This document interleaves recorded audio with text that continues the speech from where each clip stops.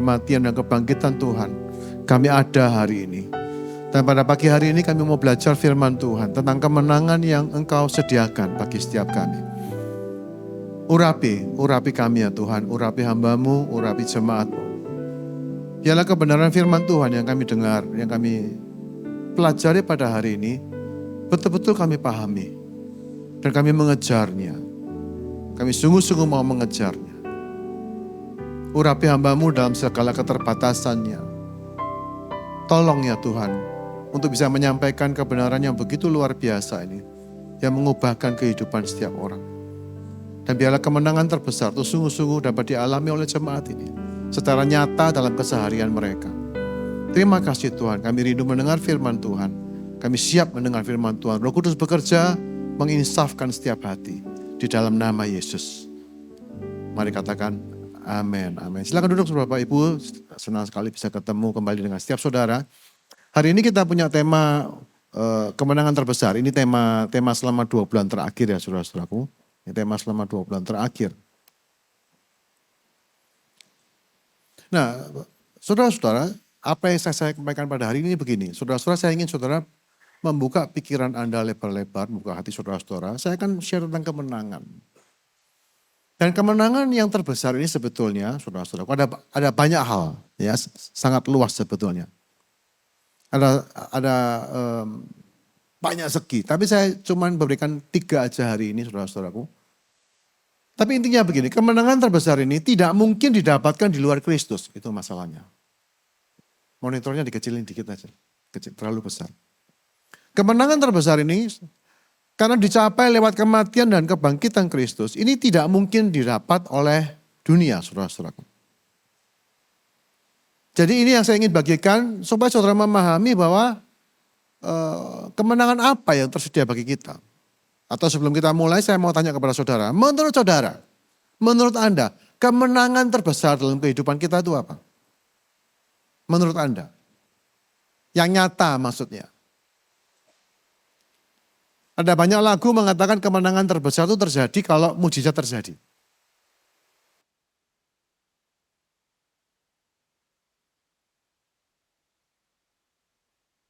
Tapi menurut saya mujizat itu tidak akan terjadi tiap hari saudara-saudara. Kalau kemenangan kita diukur dari mujizat, berarti ya kita mungkin sebagian besar waktu, sebagian besar hidup kita jalani tanpa kemenangan. Kalau nunggu mujizat tuh ya. Atau saudara memaksakan, agak sedikit maksa, loh Pak tiap hari kita tuh ngalami mujizat loh Pak. Kita bisa makan, bisa nafas, bisa, ya bukan seperti itulah maksud saya begitu ya.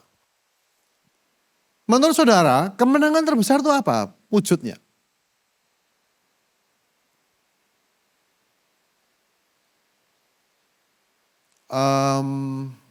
Hidup makmur.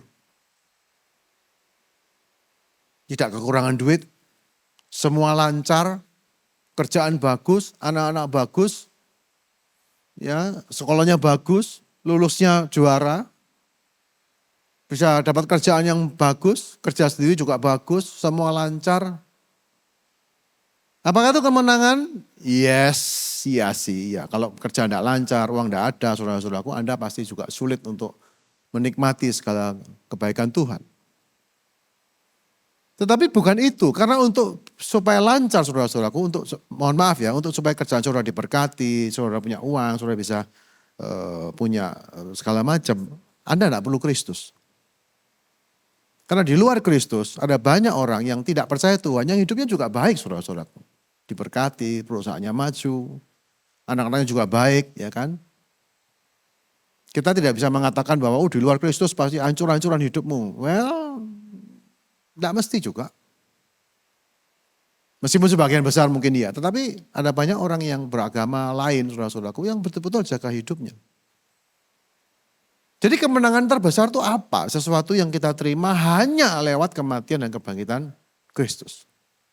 Nah ini yang saya ingin bagikan pada saudara. Ya pertama saya ngajak saudara membaca Roma pasal yang ke-6 ayat yang ke Roma 6, kita baca dari ayat yang ke-5 aja. Saya undang saudara membuka Alkitab saudara, jadi saya sudah membiasakan diri untuk tidak mencantumkan semua ayat di layar saudara-saudaraku. Karena itu membuat eh, jemaat Tuhan itu tidak kenal Alkitab akhirnya karena semua sudah tersedia, gitu. Semuanya disediakan. Kita buka Alkitab kita ya. Roma pasal yang ke-6. Kita baca dari ayat yang ke-5. Roma 6 ayat yang ke-5. Sebab, sudah ketemu semuanya? Yang ketemu katakan amin. Ada yang bawa Alkitab buku? Ada. Naik sorga paling tingkat 7 saudara-saudaraku nanti ya. Roma 6 ayat yang ke-5. Sebab jika kita telah menjadi satu dengan apa yang serupa dengan kematiannya, kita juga akan menjadi satu dengan apa yang serupa dengan kebangkitannya. Karena kita tahu bahwa manusia lama kita telah turut disalibkan, supaya tubuh dosa kita hilang kuasanya, agar jangan kita menghambakan diri lagi kepada dosa. Sebab siapa yang telah mati, ia telah bebas dari dosa. Jadi karena kita telah mati dengan Kristus, kita percaya bahwa kita akan hidup juga dengan Dia. Sebab jika kita tahu bahwa sesudah dibangkitkan dari antara orang mati, Kristus tidak mati lagi, maut tidak berkuasa lagi atas Dia. Sebab Ia mati, yakni mati terhadap dosa, satu kali itu selama-lamanya, namun Ia hidup, yakni hidup bagi Allah. Demikianlah hendaknya kamu memandangnya bahwa kamu, ya bukan cuma Kristus, kamu telah mati terhadap dosa, tetapi kamu hidup bagi Allah dalam Kristus Yesus. Bisa dibantu, ini tidak bekerja. Bisa di next ya.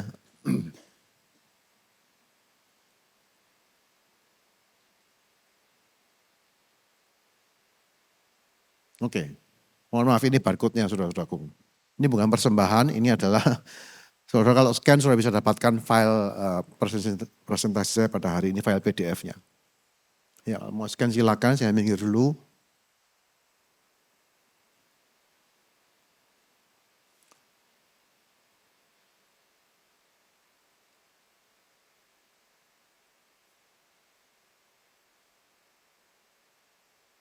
Jadi saudara-saudara sekali lagi kita akan membahas 3 poin, 3 hal saja. Sebetulnya banyak sekali kemenangan yang dunia tidak bisa sediakan, tapi kita akan belajar 3 hal.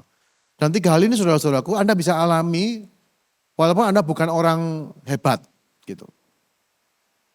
Jadi kalau kemenangan terbesar itu cuma hanya soal materi, soal kedudukan, soal mujizat saudara-saudaraku, kita tidak punya harapan.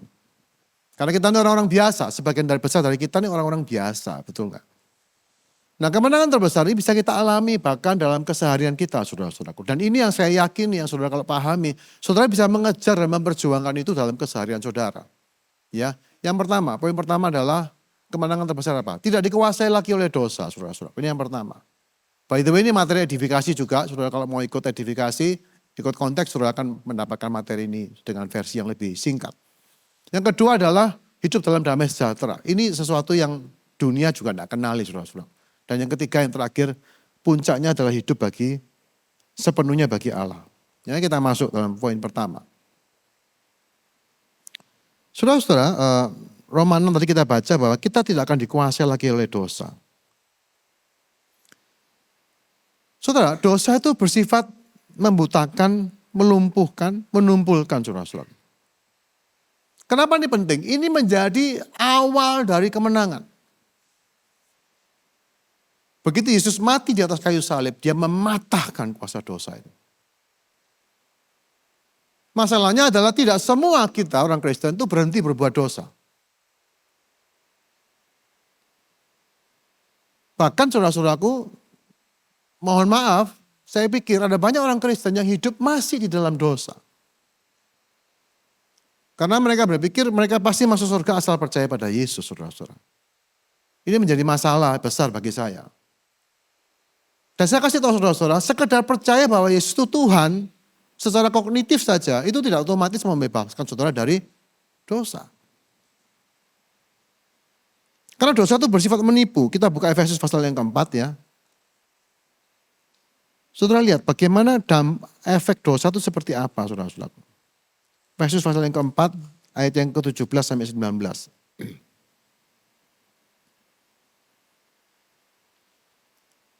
Efesus 4 ayat 17 sampai 19. Saudara bisa buka di Alkitab saudara ya. Efesus 4 ayat 17 sampai 19. Sebab itu kukatakan dan kutegaskan ini kepadamu dalam Tuhan. Jangan hidup lagi seperti orang-orang yang tidak mengenal Allah dengan pikirannya yang sia-sia. Saudara lihat. Kehidupan dalam dosa, kehidupan tidak mengenal Allah, itu ditandai pertama dengan apa? Pikiran yang sia-sia. Dosa itu pada dasarnya bukan cuma soal rampok, bunuh, nipu, jahati orang, bukan. Ya, itu buahnya. Tapi awalnya selalu adalah kesia-siaan. Saudara menghabiskan waktumu, pikiranmu, tenagamu, uangmu, itu hal yang sia-sia. Nah, kesia-siaan itu di dalam sudut pandang kerajaan Allah itu kejahatan yang sangat besar. Kenapa? Karena Anda dibeli dengan sangat mahal. Anda itu dibeli dengan darahnya anak Allah. Terus kalau terus ada sesuatu yang sia-sia dalam hidup Anda, itu kejahatan besar di hadapan Tuhan. Saudara nanggap ya. Seperti misalnya saudara itu nolongi orang gitu. Orang itu punya utang miliaran. Saudara kemudian berkorban habis-habisan, nutupi utangnya orang itu. Saudara bayari utangnya. Kemudian habis itu dia menyia-nyiakan hidupnya. Dia nggak jelas, nggak kerja, nganggur-ngangguran. Saudara akan sangat sakit hati. Jadi kalau sudah pikiran sia-sia saudara-saudaraku, ya Efesus 4 tadi. Pengertiannya itu gelap. Nah ini dia. Apa itu pengertian gelap? Tidak tahu kebenaran. Tidak tahu jalan. Apa yang jahat dianggap baik saudara-saudaraku. Apa yang jahat dianggap sebagai satu hiburan. Hari ini kita dihibur dengan kejahatan banyak orang. Ya sekarang ini kalau sudah lihat film, hiburan-hiburan itu. Saya sempat di Galaxy saya kasih 2 gambar saudara-saudaraku. Bedanya artis 2024 dengan artis zaman tahun 80-an. Beda 40 tahun, satu generasi. Artis zaman sekarang pakaiannya itu sudah sangat tidak sopan. Luar biasa tidak sopannya. Dan begitu saya tunjukkan yang gambar 80-an, mereka pakai gaun, mereka nyanyi, mereka pakai baju pesta yang ya sopan lah. Apalagi kalau kita mundur lagi 40 tahun sebelumnya. Dunia ini makin rusak saudara-saudaraku. Tapi kita nggak masalah. Kenapa? Gelap pengertian kita. Digelapkan. Orang itu kalau sudah gelap, ya, kalau sudah gelap pengertiannya, nggak tahu mana yang benar, mana yang pantas, mana nggak pantas, sudah nggak ngerti lagi saudara-saudaraku. Dan kemudian jauh dari hidup yang berasal dari Allah, jauh dari kehidupan rohani karena kebodohan yang ada dalam diri mereka dan karena kekerasan hati mereka. Jadi bodoh dan keras hati. Kalau sudah pengertiannya gelap, jadi bodoh dan keras hati. Bodoh itu dalam istilah Alkitab bukan punya pengetahuan sains, bukan. Seorang profesor bisa menjadi orang yang bodoh di hadapan Tuhan. Bodoh dalam Alkitab itu apa? Dia tidak tahu apa yang baik buat dirinya. Itu bodoh saudara-saudara. Jadi kalau saudara misalnya merusak dirimu dengan obat bius misalnya, itu kebodohan. Kalau saudara kemudian kerja, korupsi, nyuri, itu kebodohan. Karena Anda tidak tahu bahwa semua hal itu akan menghancurkan hidup saudara. Waktu saudara mengarahkan hidup pada hal yang menghancurkan Anda, itu kebodohan. Sudah bodoh keras hati, artinya tidak bisa dikasih tahu. Nah ini semua apa? Dosa, akibat dosa saudara-saudara. Terus perasaan mereka tuh tumpul, nah ini dia. Kalau perasaannya tumpul, salah, tidak merasa salah. Betul enggak? Jahat tidak merasa jahat saudara-saudara. Orang kalau perasaannya tumpul, dia sudah menemukan pembenaran. Ya aku begini karena begini. Sehingga mereka menyerahkan diri kepada hawa nafsu dan dengan serakah mengerjakan segala macam perbuatan cemar. Contoh paling gampang adalah seseorang orang Kristen yang selama ini selalu gagal atau tidak bisa mengalami kemenangan terhadap kuasa dosa, biasanya saudara-saudaraku, dari semua kombinasi pengertian yang gelap, kebodohan, kekerasan hati, perasaan tumpul itu. Muncullah sebuah sikap yang tanpa kita sadari itu begini, bahwa kita memandang dosa itu perlu, normal. Dosa itu normal, semua orang berdosa, wajar gitu. Nah pemikiran bahwa dosa itu wajar, apalagi perlu saudara-saudaraku, itu yang membuat kita tidak pernah akan lepas dari dosa. Saya nggak pernah suka kasih perumpamaan. Kalau saya kasih saudara satu tablet pil, saudara makan tablet itu, saudara tidak bisa marah seumur hidup misalnya. Tidak bisa miso-miso seumur hidup. Mau nggak minum tablet itu? Atau saudara kalau minum pil itu, saudara tidak bisa bohong seumur hidup saudara. Saudara kan melihat, ya ini sih khayalan, tapi coba dibayangkan lah. Saya kalau tidak bisa bohong gimana ya? Tidak bisa bohong loh, bukan tidak mau bohong, tidak bisa bohong. Waduh, sulit Pak hidupku. Sulit hidupku pasti. Kerja zaman sekarang tidak bohong, tidak jalan Pak. Jadi bohong itu perlu. Ada amin? Jangan ada yang amin, saudara-saudaraku, bahaya ini. Untuk jemaat ini tidak kebiasaan amin gitu ya, saudara tidak biasa. Jadi mikir dulu baru amin atau tidak amin begitu. Tidak bisa marah? Mau tidak bisa marah?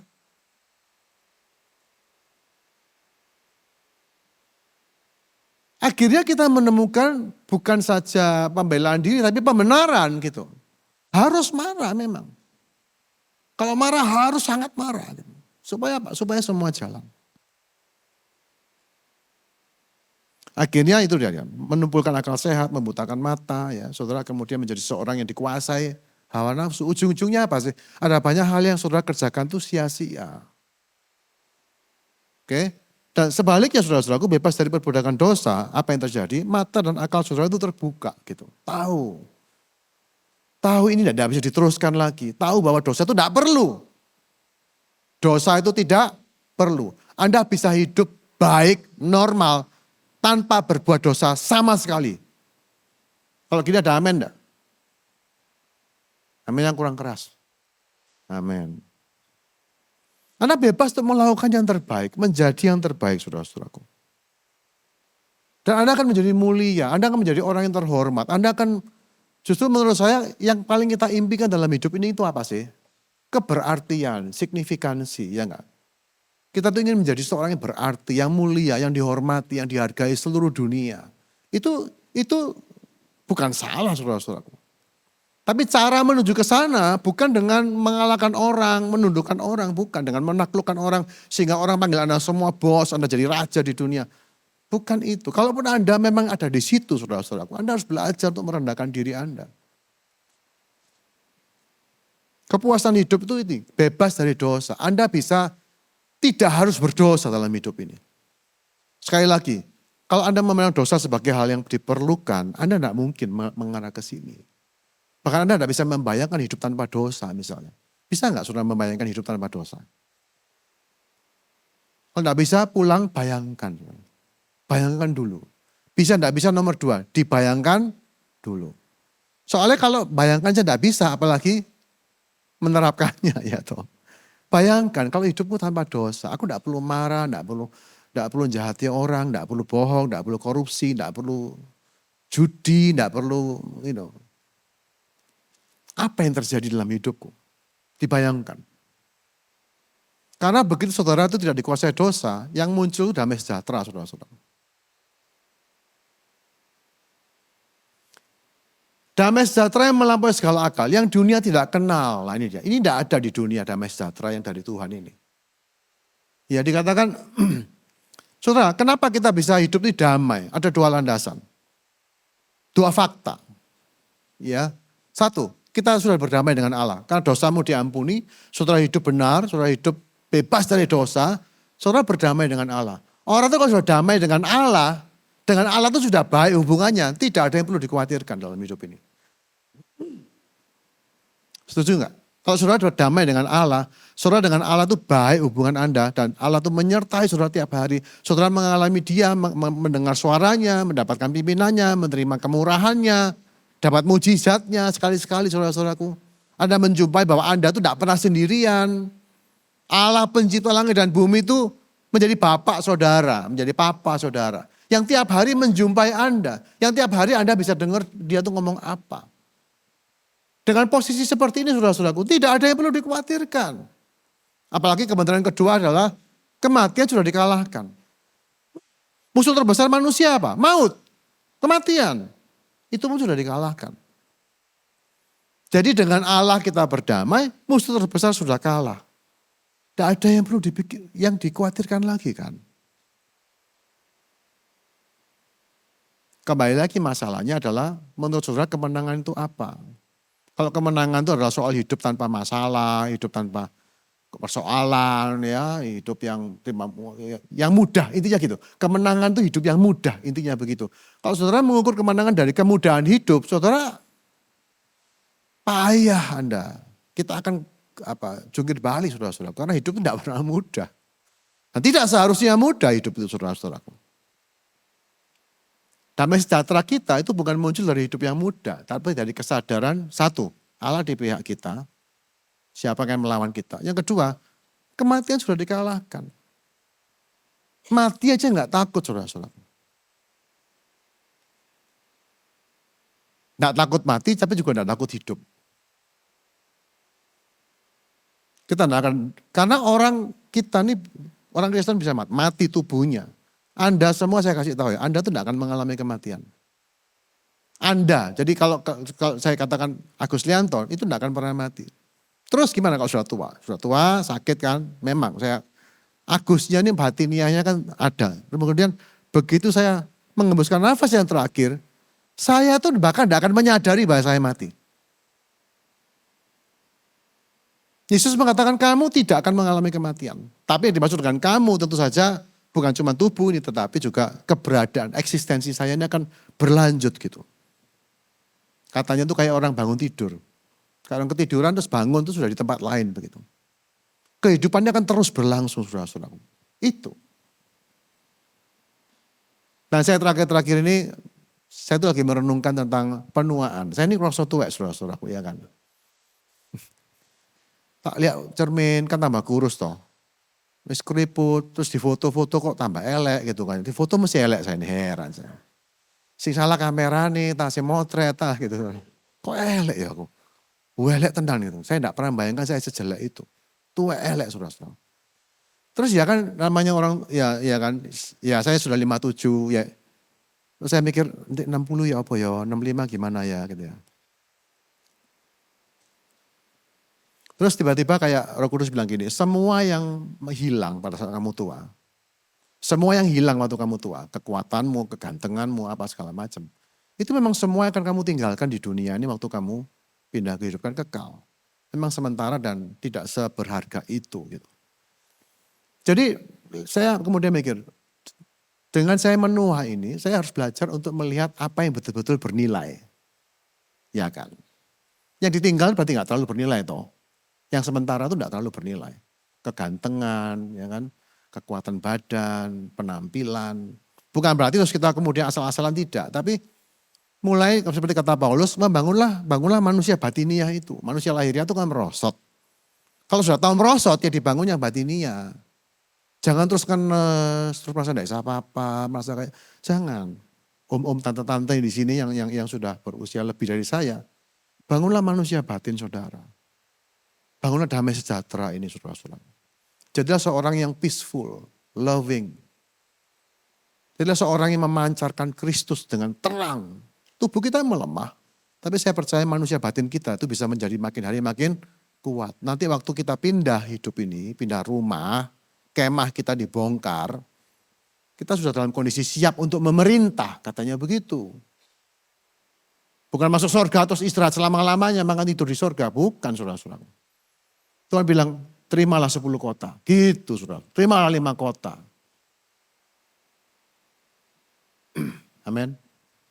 Jadi saya pribadi juga iya ya, kalau gitu saya akan tetap jaga kesehatan. Tapi saya tahu saya akan makin jelek, mungkin botak, mungkin makin keriput saudara-saudaraku. Tapi gak apa-apa lah saya pikir-pikir. Toh ini ditinggal ya kan. Ini satu kali akan ditinggalkan. Kemah ini akan dibongkar, kita akan dapat tubuh yang baru. Jadi fokusnya jangan jasmani lagi gitu loh. Ojo sudah tua terus kemudian sih geragas saya misalnya mama canda. Nggak ada orang tua nafsu makannya turun kok saya tahu. Tapi sudah tua masih serakah misalnya. Ayolah gituan. Sik mata duitan. Jangan saudara-saudara. Ya. Dan damai sejahtera yang dari Tuhan ini saudara-saudaraku. Saya suka ini kata-kata ini. Memelihara hati dan pikiranmu. Wow, dipelihara itu maksudnya apa? Tetap jernih, tetap sehat. Akal sehat tetap jalan, saudara-saudara.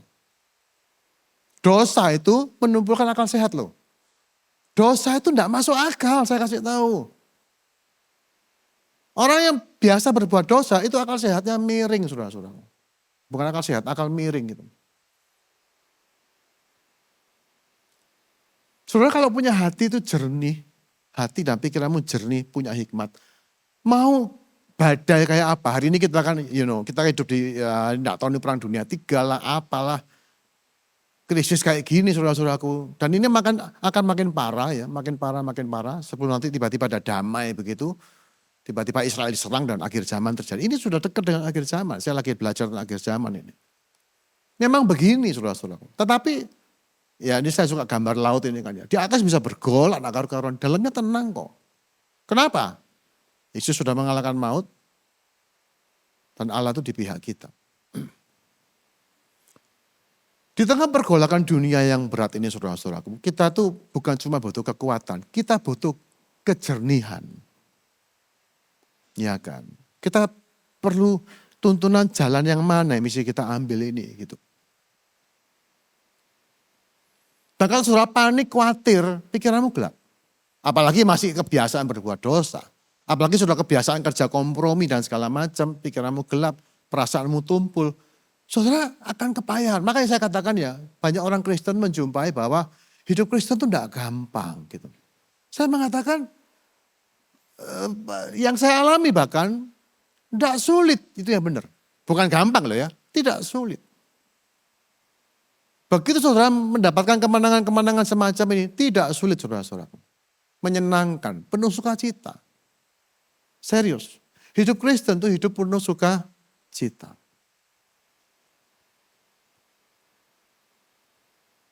Hati itu bersih.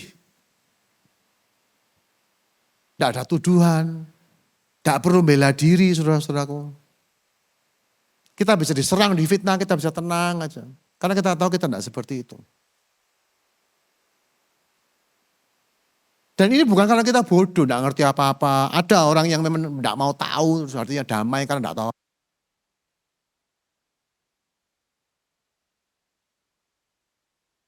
Tambahkan kepada imanmu kebajikan, tambahkan kebajikan pengetahuan katanya. Orang Kristen harus menjadi orang yang paling knowledgeable. Tapi di atas semua pengetahuan tentang perang dunia, konflik Iran, Amerika, Israel dan segala macam itu. Di atas semua itu kita juga tahu 2 hal. Yang pertama apa? Allah itu menyertai kita. Berdamai dengan Allah. Yang kedua, Yesus sudah mengalahkan kematian. Itu juga pengetahuan. Itu bukan soal iman. Itu fakta. Bahwa kita ini aman di hadapan Tuhan. Ada lagu yang mengatakan, this is my father's world. This is my father's world. Ini dunianya papaku. Apa lo? Gitu. Bukan gitu. Ini dunia papaku. So, aku aman. Pak, kalau ada apa-apa gimana? Ada apa-apa gimana? Semua yang Tuhan izinkan terjadi, saya kasih tahu, akan mengarahkan saudara pada proses kemenangan ini. Ada banyak penderitaan. Ada banyak ketidakadilan yang saudara harus terima. Supaya apa? Supaya Anda lepas dari dosa. Ya. Supaya Anda mati terhadap dosa. Anda harus mati terhadap ego Anda. Anda dirugikan misalnya. Ditipu orang. Sakit toh? Iya. Anda dikhianati, sakit. Saya kasih tahu. Yang paling sakit dalam hidup saudara. Itu malah yang harus mati malah. Yaitu namanya ego. Orang kalau egonya mati, tidak sakit hati saudara-saudara. Kenapa Yesus itu bisa di atas kayu salib dia mengatakan, Bapa ampunilah mereka. Karena dia sudah mati ego sebelum dia mati badan saudara-saudara. Yang membuat hidup itu sulit, yang membuat kita tuh harus bergumul dengan kemarahan, kebencian, tidak terima segala macam. Ego. Self, yourself itu saudara-saudara. Makanya dikatakan barang siapa mati terhadap dosa, mati. Jadi jika kamu sudah mati bersama dengan Kristus. Yang dibilang mati itu apa? Salah satunya, mati ego. Kita harus menyalipkan hawa nafsu kita, ambisi kita, kedagingan kita.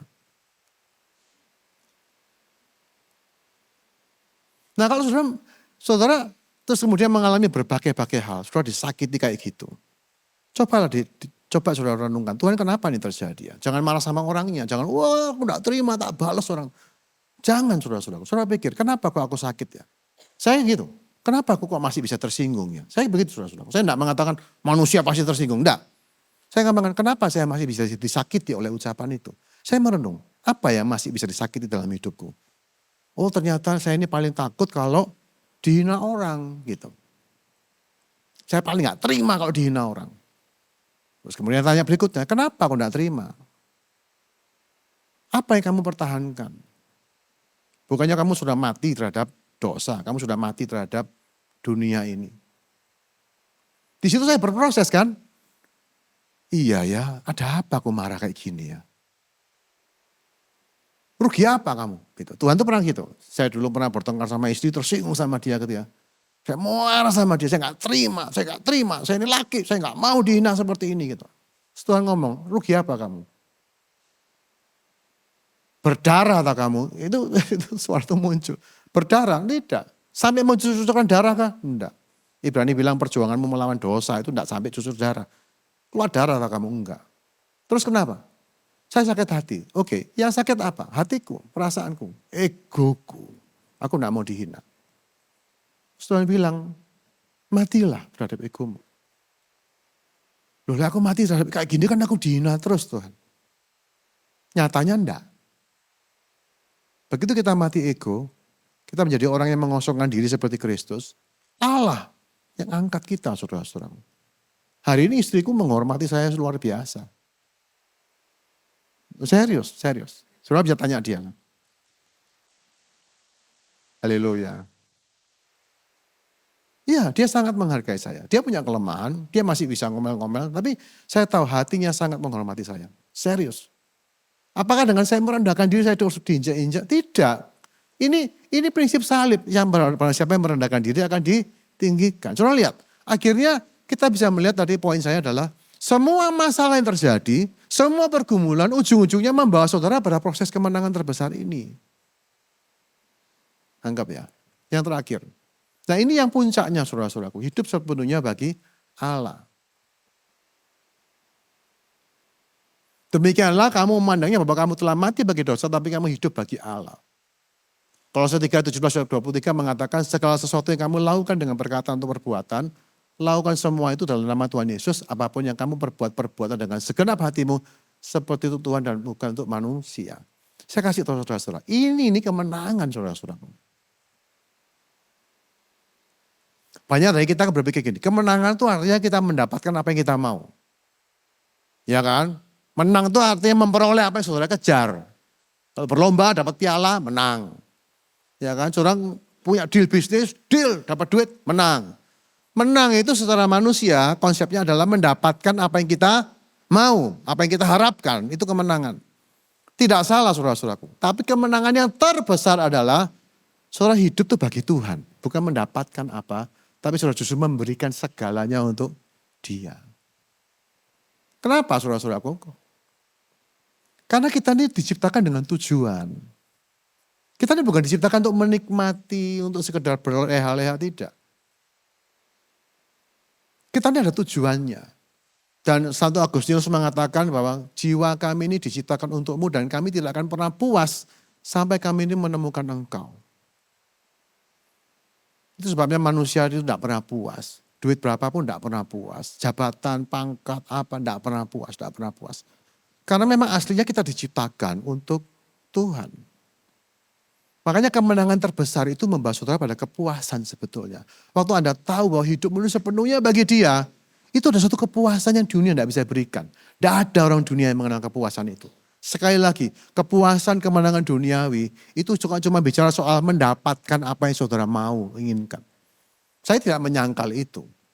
Tapi semua yang saudara dapatkan, saudara kepingin saudara dapat dalam beberapa minggu, beberapa bulan, saudara langsung akan lihat barang lain, kepingin yang lain lagi. Alias apa? Kepuasannya tidak pernah bertahan lama. Betul ya? Kemenangannya tidak tahan lama. Apalagi zaman sekarang saudara-saudaraku. Ada namanya psychology of obsoletism. Apa itu? Psikologi keusangan. Psikologi keusangan. Saudara beli handphone baru, dalam 3 bulan sudah kerosok ketinggalan zaman handphone. Apalagi keluar seri yang baru saudara-saudara. Tidak pernah puas.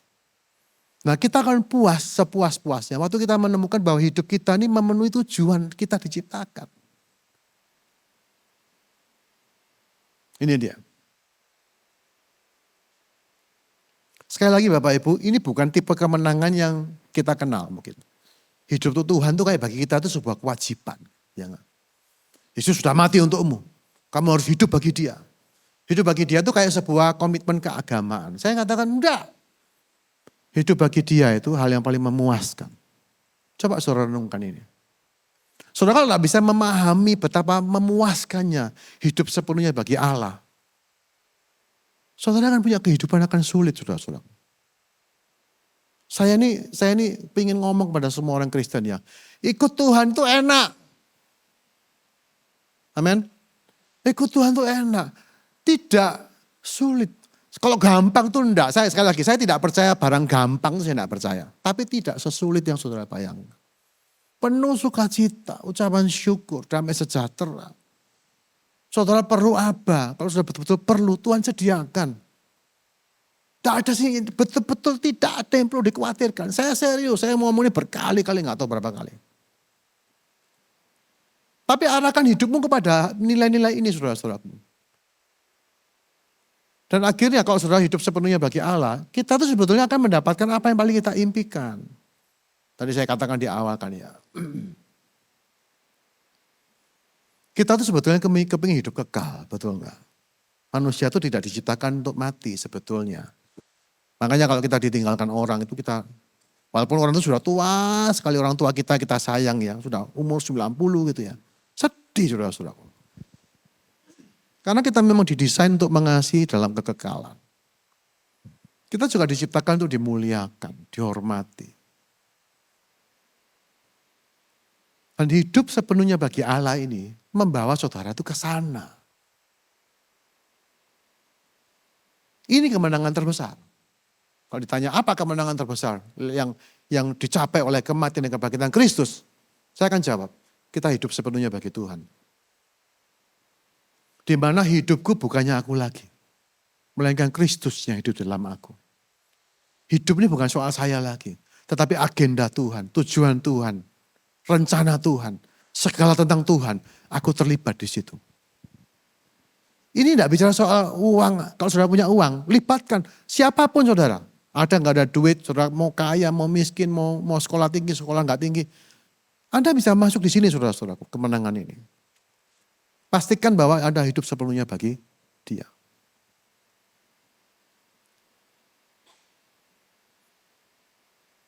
Saya minta teman-teman musik naik ya. Ada satu lagu yang mengatakan, kuberikan hatiku dan jiwaku, semuanya bagimu. Kita seringkali menyanyikan lagu ini saudara-saudara sebagai sebuah bentuk ya penyembahan, sebagai sebuah tanda bahwa kita mengasihi Tuhan. Sebagai sebuah bentuk kesadaran bahwa kita sudah dibeli lunas, kita sudah ditebus, ditolong Tuhan begitu rupa. Sehingga kita harus kemudian membalas budi lah, kita kemudian memberikan hidup kita.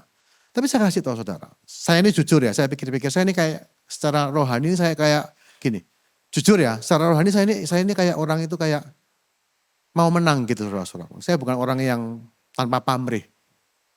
Jadi saya belajar melihat nilai-nilai firman Tuhan, janji-janji Tuhan, bahkan perintah-perintah Tuhan sebagai sesuatu yang menguntungkan saya. Saya tidak mau rugi pokoknya, ya meskipun pendeta ini ya, saya tidak mau rugi. Tapi bukan dalam hal materi. Contoh, hidup berserah penuh bagi saya itu bukan kerugian, itu keuntungan. Jadi kalau ada perintah Tuhan saudara-saudaraku, ada perintah Tuhan begini, saya selalu merenungkan. Untungnya apa buat saya? Saya gitu saudara-saudaraku. Kadang-kadang manusia itu kan ya kita ini harus mulia, harus ya kan tanpa pamrih, jangan cari untung. Saya secara rohani, saya bilang saya tidak mau rugi, pokoknya gitu. Saya tidak mau rugi. Secara fisik, jasmani saya mau difitnah, mau apa, penderitaan saya mau terima. Tapi kalau urusan rohani, urusan janji Tuhan saya tidak mau rugi. Akhirnya saya melihat, waktu kita memberikan hidup kita sepenuhnya bagi Allah. That's the greatest victory. Gak tahu saudara bisa nangkep enggak? Waktu hidup ini menjadi milik Allah, hidup sepenuhnya bagi Dia, rencana Tuhan menjadi rencanamu. Hati Tuhan menjadi hatimu. Kehendak Tuhan menjadi kehendak saudara.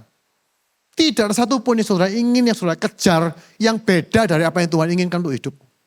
Hidup semacam itu saya kasih tahu, tidak mungkin gagal. Tidak mungkin sia-sia. Hidup semacam itu akan membawa saudara pada kemuliaan. Tidak usah nunggu mati. Di dunia ini pun saudara akan mengalami kemuliaan itu. Kenapa? Karena Allah itu hidup. Dan begitu firman Tuhan mengatakan, begitu Allah melihat orang itu bersungguh hati untuk mencari dia. Dia akan melimpahkan seluruh kekuatannya. Dia akan mengatakan, nak minta apa saja, I will give it to you. Jadi hidup berserah ini bagi saya itu untung besar saudara-saudaraku. Berpusatkan pada Kristus. Amin. Pada hari ini saudara-saudara khawatir enggak? Ya saya pikir ya, wah ini harga naik, ini bensin masih ditahan sama Indonesia. Tapi mungkin enggak lama saudara-saudara, karena kalau ditahan terus ya perekonomian negara juga akan morat-marit nantinya. Kita enggak tahu apa yang terjadi, right? Bensin naik sekian puluh persen dan segala macam, who knows? Enggak ada yang tahu, enggak ada yang tahu. Jadi itu perang dunia 3 enggak ada yang tahu. Tuhan yang tahu. Dan Tuhan yang tahu itu ada di pihak kita, jadi papa kita. Well, jadi kita aman. Apa berarti kita terus males-malesan? Enggak, dikatakan perjuangkan dengan sekuat tenaga. Apapun yang kamu perbuat dengan segenap hatimu. Kerja mati-matian, kerja sungguh-sungguh. Tapi bukan dengan khawatir. Bukan. Bekerjalah supaya hidup Anda itu sepenuhnya bisa diabdikan kepada kepentingan-kepentingan surga. Saudara-saudara.